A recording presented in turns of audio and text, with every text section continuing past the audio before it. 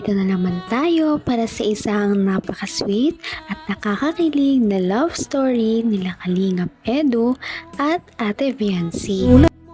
Sa pagpapatuloy ng ating love story ay talagang kinilig ang mga manonood dahil ngayon ay isang mahalagang okasyon para sa Kalingap Edu and Viancy love team dahil ngayon nga ay gaganapin ang kanilang 5th monthsary. Kaya naman tuwang-tuwa ang lahat at nag-aabang kay Ate Viancy sa pagdating niya dahil si Kuya Edu ay naghanda ng isang sorpresa para kay Viancy na tsak na hindi niya malilimutan. Nag-set up si Kalingap Edu at ang K-Boys ng isang romantic date para kay Viancy. Bago namang nag-reserve pa sila ng isang resort para lamang gawin ng okasyon na ito. Maraming ang mga pagkain at iba't ibang sorpresa para kay Viancy. Maya-maya ay nagulat na nga ang lahat dahil dumating na si Ate Viancy suot ang kanyang napakagandang dress. If it all starts to come. Ay, grabe ka dito. Ay, Viancy, ganda ni Viancy. Bata. Napakaganda ng suot. Ay, war.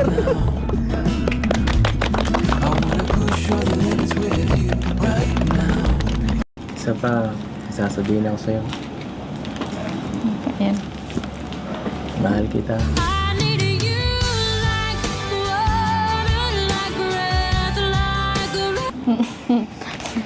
Asa love team?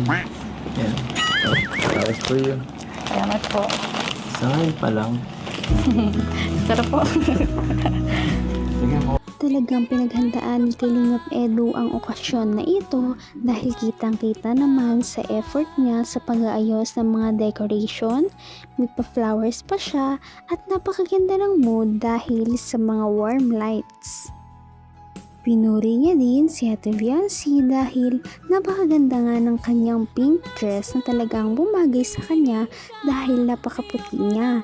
Ngayon nga lang nakita ng kanyang team si Ate Viancy na ganito ang suot, kaya naman manghang-mangha sila sa ganda nito. Kinilig pa nga ang lahat noong ibunyag ni Kalingap Edu na sabi niya ay mahal kita kay Viancy. Kaya naman kinilig si Viancy noong time na yon. Ngunit sabi naman ni Kalingap Edu ay mahal kita as a love team, kaya naman nagtawanan ang dalawa.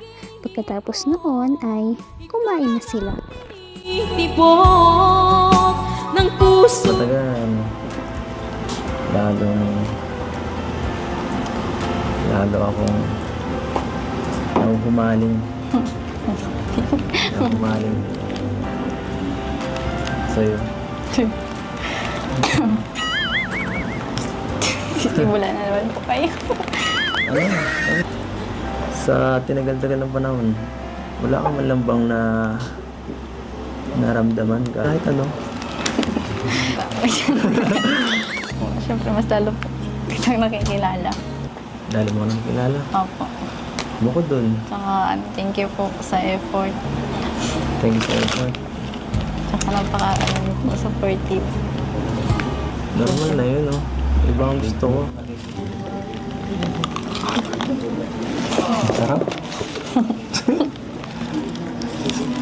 Kumusta lasa?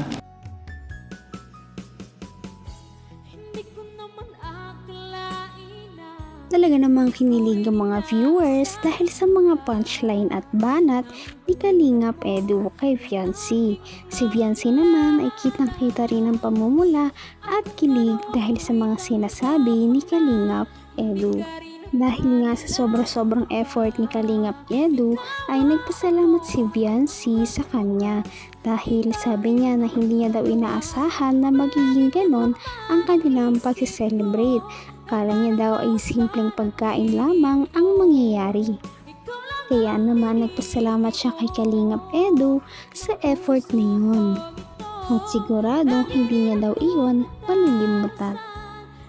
Maya-maya pa ay kinilig ng lahat dahil nga may pa-surprise pa si Kalingap Edu kay Viancy. Ito ang mga nangyari.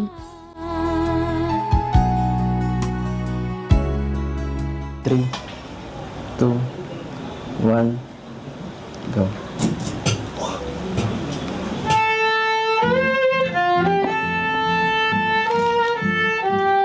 Kumuha pa ako ng violin.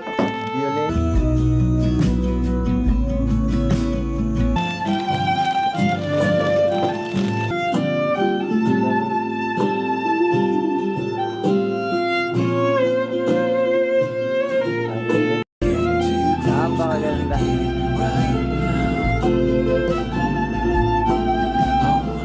Napakaganda. Nagpapawisan ako. Eh, di po pinapos. Di ako sanay sa ganito eh. Sa close. Sobrang lapit mo kasi. Grabe, dahil bukod sa effort sa mga decoration, ay talagang nag-arkila pa si Kalingap Edu ng mga nagpa-violin para mas maging romantic ang mood ng kanilang gabi.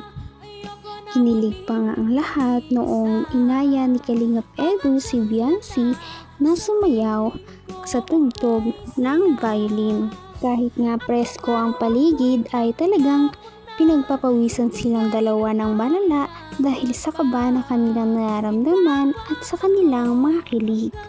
Kaya naman mas kinilig pa talaga ang mga viewers noong pinanasan ni Viancy ang pawis ni Kalingap Edu kahit hindi naman nagpapapunas ito. Talaga namang level up na ang kanilang relationship sa isa't isa.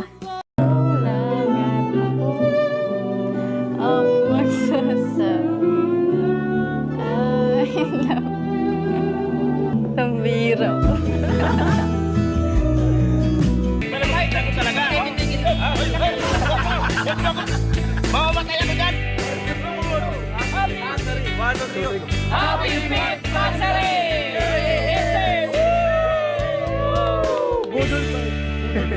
Ayan.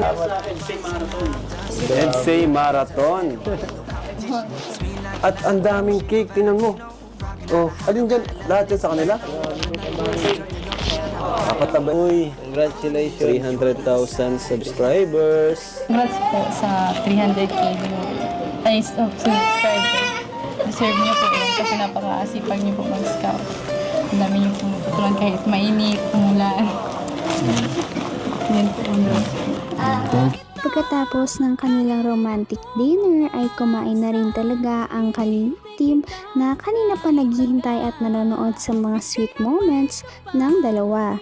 Pagkatapos din ito ay sinelebrate din ang pagka 200k subscribers ng channel ni Kalingap Edu.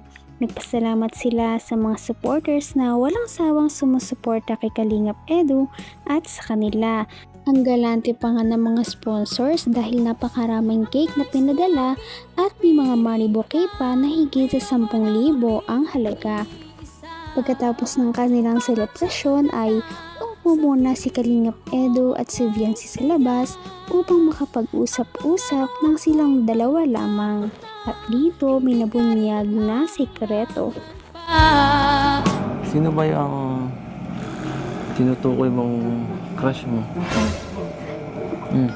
Sinong secret? Hindi ako maingay. Hindi ako... Kahit sino pa yan. Kahit si Arjun pa yan, okay lang. Ano? Talaga po, hindi po kayo magsiselos? Hindi. From yan. Lalaki siyempre. Ano pang katangian? Bukod sa lalaki. Tahimik po. Tahimik. Sino bang mga tahimik sa atin dito? Madami din. Ano ba? Mabait. Ano ba yan? Cute po. Cute. Cute. Cute? Ano ba? Ano ba yan? Para naman tayo matatapos dito. Anong oras na, oh? Ha? Sino? Wala po. Grabe nga ang revelasyon ngayong gabi dahil inamin na ni Viancy na ang kanyang matagal ng crush ay walang iba kundi ang kanyang ka-love team na si Kalingap Edu.